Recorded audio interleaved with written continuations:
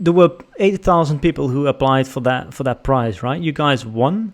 The YouTube channel had traction from the beginning. It's one of the most popular YouTube channels nowadays for Spanish learners who want to learn English. What is the secret sauce? Is it the style? What do your fans say?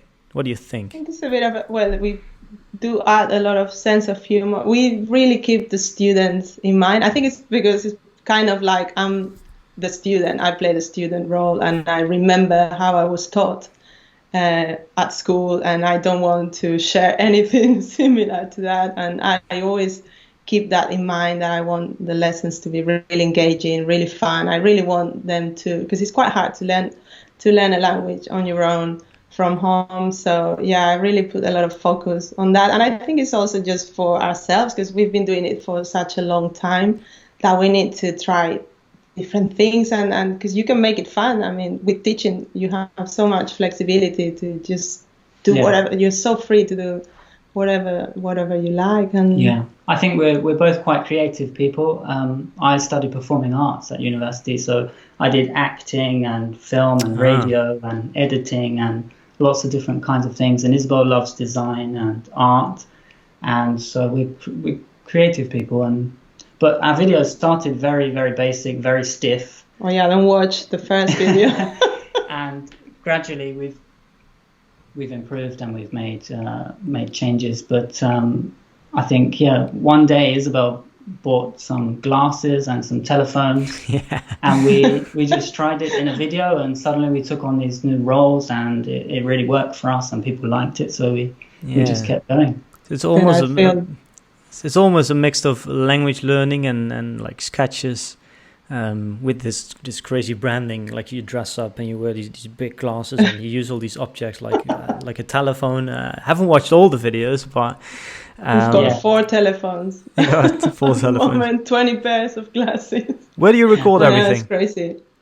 Just here in this room at the moment. We've been changing in the living room. Now we do it here. We've finally set up some kind of studio, so we don't have to be setting up all the lights on the camera. So we have it all set up here. It's not that we record so often, because we try to do everything in batches, but before it was a bit of a pain, like, okay, let's go to the living room, let's remove everything that don't want to appear in the background. Philip, tell us a little bit about how you guys divide up the time between content creation and things like marketing, course creation. Well, we've tried a lot of different things, but I think this year what we're trying to do is get all our free content covered and record it all in batches, and then concentrate on our launches. So while the free content is published, we can get on with other things like the marketing of our courses, and also developing our new courses.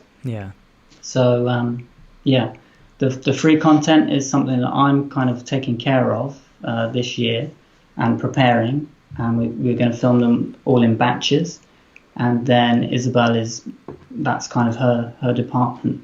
Your department, right? The marketing of our courses, and launching the courses, which is something that we're experimenting with.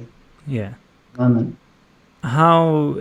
I mean, just one. Let's go back one more time to when you quit your job, Philip, because Isabel studied marketing. You didn't really have any experience with marketing and business building, as far as I know. How difficult was it for you to change that teacher mindset into a business owner mindset? It was tough. It was really one of my biggest challenges, because I've always just been a teacher, so I've been teaching all kinds of classes with all kinds of students, and it's a really important shift, I think, to make, to not think of yourself as a teacher, because if you have an online business, you've got to do so much more than just teach. So it's really important to have that mind shift and not think of yourself as a teacher, but think of yourself as someone who's in business, and your business is teaching.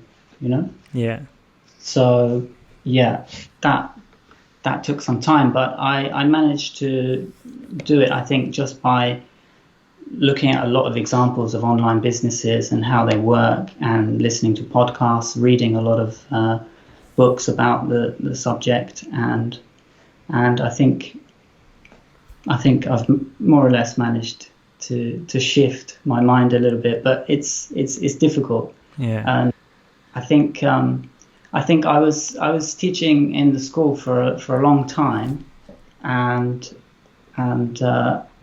because it was all that I knew, and I think I had some trouble kind of letting go as well of that teaching position, you know. Yeah. But what would you recommend to other people who want to start, or who originally started out as, well, not as a business owner, whatever they were doing before, and do not have an online business and need to get this, you know, business owner, more entrepreneurial kind of mindset? What has helped for you? Is it just listening to podcasts, as you said, and you know, paying attention to what other people are doing? Do you have any tips on that? Yeah, I think just using the internet to create your own kind of education, you know, so you can learn everything on the internet. Anything that you don't know how to do, you can find a way to learn it online. And just going out there and teaching yourself everything that you need to know. Any obstacles that you come across can be overcome just by training yourself and trying also out different things in the business, I guess, right? Yeah, absolutely. Yeah, like never stop learning, like read plenty of books, podcasts, and nowadays you can find so many people that are doing the same thing that you can connect with and learn from. Or you can also find so many business coaches, like all of those things that we didn't really have access to. Yeah. Well, we probably had access to, but it was quite hard to find back in those days. But yeah, I think the main key thing for us has been really when we really felt proud of something that we had created for the students, then we really felt that we were very confident to go out there and sell it to them, because we didn't feel bad about, oh, I want to make money. No, it's just I have something that is so valuable for you, and we've seen the feedback and we've seen the results, how much it's helped them. And then you take a completely different approach, and you don't see that selling anymore. And also any money that you make for your business, you're going to reinvest it, and it's going to help you grow, and it's going to help you get to more people and help more people and make it better. Yeah. Also, if you're not selling your own courses, like your audience, they will end up buying somebody else's courses, right? Somebody who is actively promoting it. So yeah, it's your obligation to first of all make a really good course, but then also promote it, of course, and make sure that your audience knows about it and that you have that course. Which is one of those skills, isn't it? That, I mean, teachers aren't necessarily so good at. You know, selling things is something that can be a bit awkward for a lot of. Well, for me certainly, it's not something that I'm used to doing. Getting out there and selling things. There are many different approaches. Like, you don't have to be like salesly person. You don't have to be spamming your list every week trying to sell. There are lots of different ways to do it.